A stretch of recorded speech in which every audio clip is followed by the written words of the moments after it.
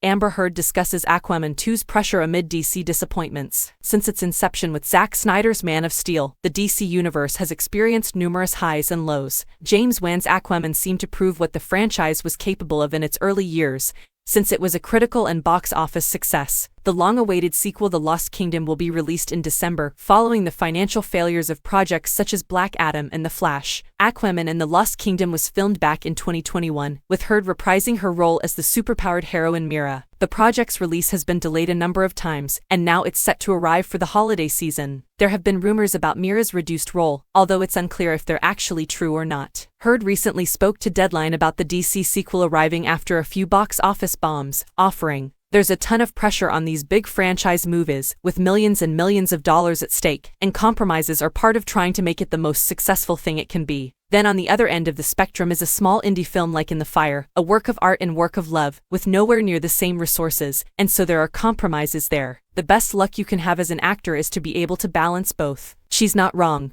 The film industry is a huge financial gamble, even for the smallest project. But the pressure to deliver a box office hit is much higher in superhero projects like Aquaman 2. After all, the DC flick has a reported budget of over $200 million.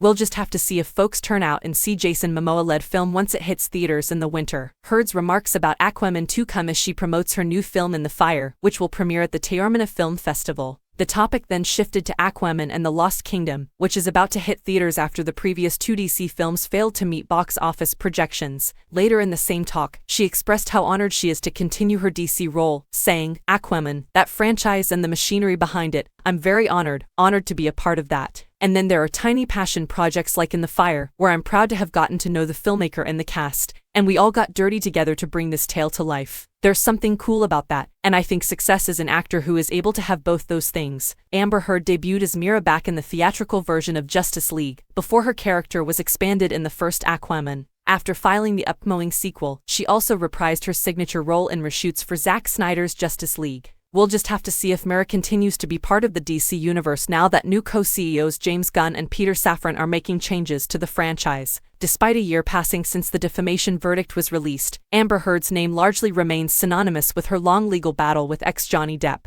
The court of public opinion came down hard on the 37-year-old actress, and it should be interesting to see how this affects the movie's box office performance. Aquaman and the Lost Kingdom will hit theaters on December 20th. In the meantime, check out the 2023 movie release dates to plan your next movie experience.